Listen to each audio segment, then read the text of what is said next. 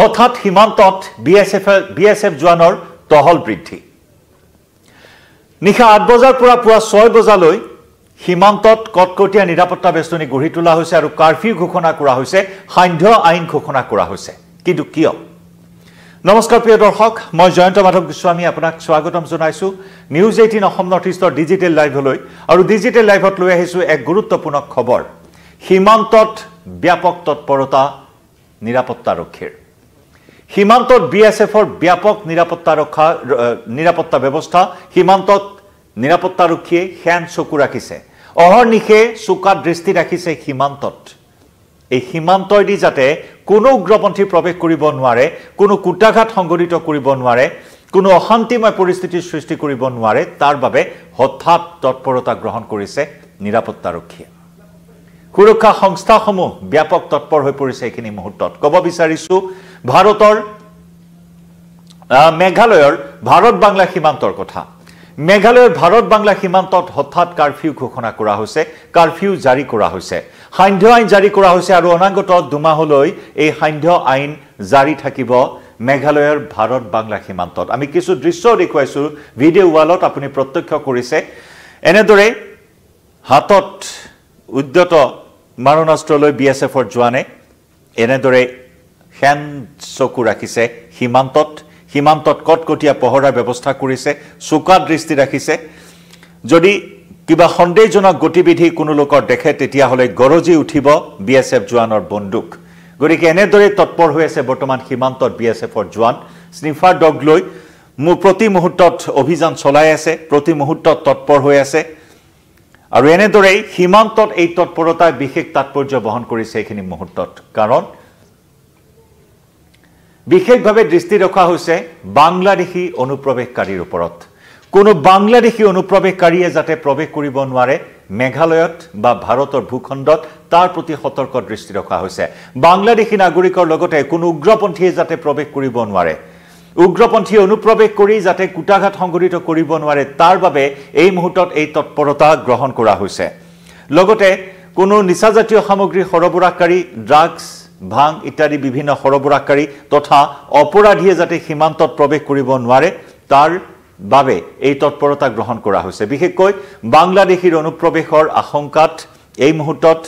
সীমান্ত অতিক্ৰম কৰাৰ আশংকাত কটকটীয়া কৰি তোলা হৈছে মেঘালয়ৰ ভাৰত বাংলাদেশ সীমান্ত জিৰো লাইনৰ পৰা 1 কিলোমিটাৰ পৰিসৰলৈ এই সান্ধ্য আইন জাৰি কৰা হৈছে আমি পুনৰ জনাইছো নিশা ৮ বজাৰ পৰা পুৱা ৬ বজালৈ সান্ধ্য আইন জাৰি কৰা হৈছে জিৰো লাইনৰ পৰা 1 কিলোমিটাৰ পৰিসৰ সামৰি এই সান্ধ্য আইন জাৰি কৰি এনেদৰে বিএসএফৰ জোৱানে টহল দিয়া বিষয়টোৱে যথেষ্ট তাৎপৰ্য বহন কৰিছে বাংলাদেশৰ পৰা অপৰাধীয়ে বাংলাদেশৰ পৰা অহা কোনো উগ্ৰপন্থীয়ে যাতে মেঘালয় সীমান্তৱৰ্তী অঞ্চলৰ শান্তিত ব্যাঘাত জন্মাব নোৱাৰে তাৰ বাবে এনেদৰে দিনে নিশাই সীমান্তত টহল দিছে বিএসএফৰ জোৱানসকলে মেঘালয়ৰ যি শান্তি সেই শান্তিত ব্যাঘাত জন্মৰ আশংকা কৰা হৈছে বাংলাদেশৰ পৰা অহা কুটাঘাতকাৰী বা উগ্ৰপন্থী বা অপৰাধীয়ে অনুপ্ৰৱেশৰ আশংকাত এই ব্যৱস্থা এই মুহূৰ্তত গ্ৰহণ কৰা হৈছে কিয়নো সীমান্তৰ যিসমূহ কাষৰীয়া অঞ্চল আছে এই কাষৰীয়া অঞ্চলত এতিয়া মৌলবাদী গোটসমূহৰ কাৰ্যকলাপ বৃদ্ধি পাইছে আনহাতে বাংলাদেশতো শেহতীয়াকৈ উত্থান ঘটিছে ইছলামিক মৌলবাদৰ শেখ হাসিনা দেশান্তৰিত হোৱাৰ পিছত প্ৰাক্তন প্ৰধানমন্ত্ৰী শেখ হাসিনাৰ চৰকাৰৰ পতন হোৱাৰ পিছতে বাংলাদেশত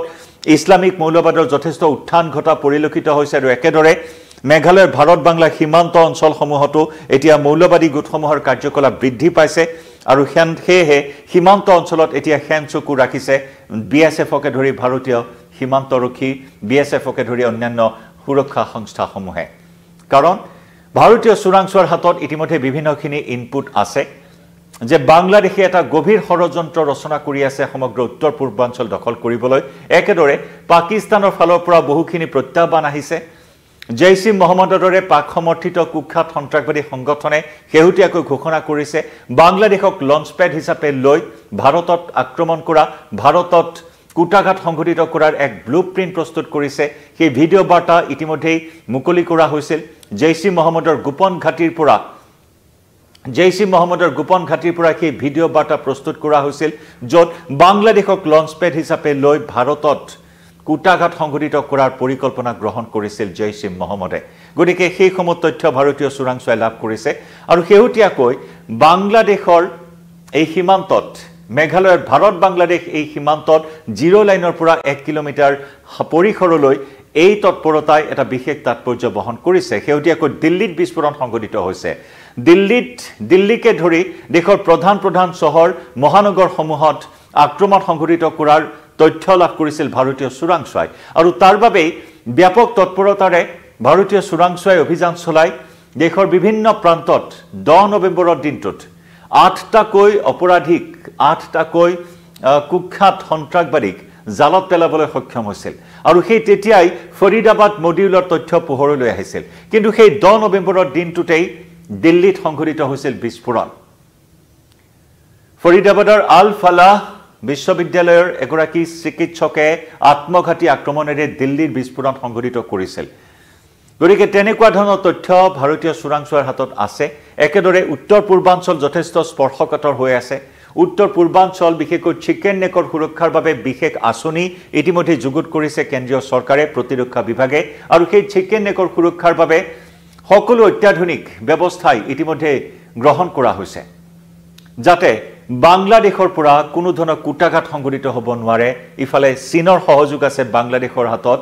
বাংলাদেশ আৰু চীন লগ হৈ চিকেন নেক দখল কৰাৰ বাবে বিভিন্ন ধৰণৰ অভিসন্ধি ৰচনা কৰি থকাৰ তথ্য ভাৰতীয় চোৰাংচোৱাই লাভ কৰিছে সেই মৰ্মে চিকেন নেকৰ সুৰক্ষাৰ বাবে কেতবোৰ কঠোৰ পদক্ষেপ গ্ৰহণ কৰিছে বিশেষ আঁচনি যুগুত কৰিছে অত্যাধুনিক সকলো যুদ্ধ জাহাজ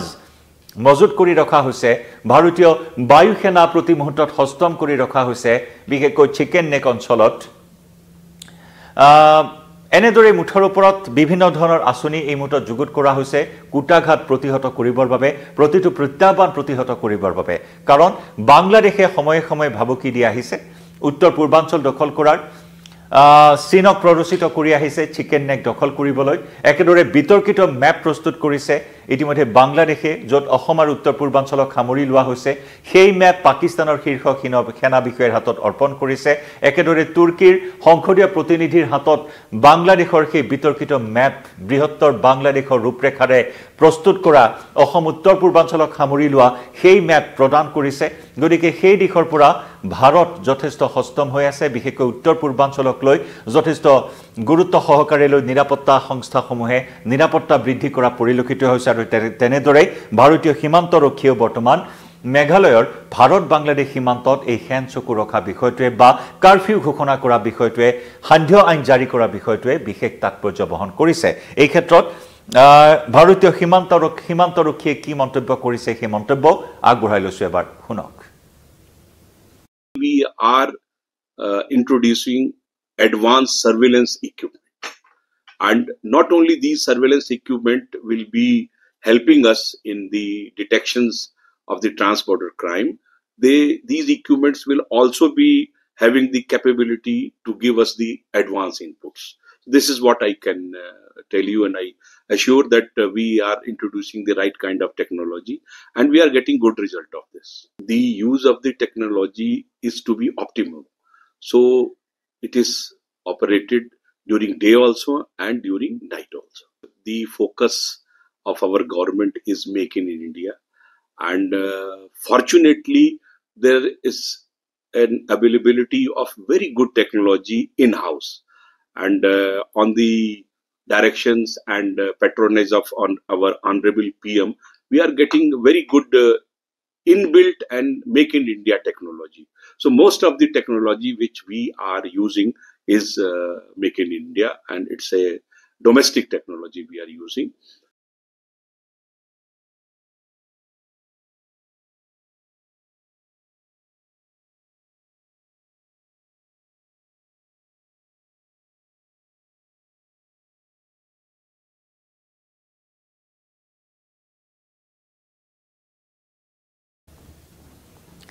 এই ধৰণৰ তৎপৰতা দেশীয় প্ৰযুক্তিৰে নিৰ্মিত সকলো ধৰণৰ ব্যৱস্থাপনা এই মুহূৰ্তত সাজু কৰি ৰখা হৈছে এই অভিযানৰ নামত অভিযানকালত সকলো প্ৰকাৰৰ সা-সুবিধাৰ ব্যৱস্থা কৰা হৈছে দেশীয়ভাৱে নিৰ্মিত সকলো প্ৰযুক্তি ভাৰতীয় প্ৰতিৰক্ষাৰ সকলো প্ৰযুক্তিয়ে বৰ্তমান সাজু কৰি ৰখা হৈছে যিকোনো কুটাঘাত যিকোনো প্ৰত্যাহ্বান প্ৰতিহত কৰিবলৈ ভাৰতীয় সেনাই আৰু তাৰ বাবে এই তৎপৰতা এই মুহূৰ্তত দেখিবলৈ পোৱা হৈছে যাতে মেঘালয়ৰ শান্তিত ব্যাঘাত জন্মাব নোৱাৰে মেঘালয়ৰ শান্তিত ব্যাঘাত জন্মোৱাৰ আশংকা কৰি কোনো বাংলাদেশী কুটাঘাতকাৰী অনুপ্ৰৱেশকাৰী বা উগ্ৰপন্থী বা ইছলামিক মূল্যবাদী প্ৰৱেশ কৰিব নোৱাৰে তাৰ বাবে এই সতৰ্ক দৃষ্টি ৰখা হৈছে লক্ষণীয় হ'ব অনাগত সময়ছোৱাত উত্তৰ পূৰ্বাঞ্চললৈ অহা এই প্ৰত্যাহ্বান কেনেদৰে প্ৰতিহত কৰে ভাৰতীয় সেনাই বা ভাৰতীয় চোৰাংচোৱাই জনাই যাম প্ৰতিটো আপডেট এই মুহূৰ্তত ডিজিটেল লাইভৰ পৰা বিদায় লৈছো নমস্কাৰ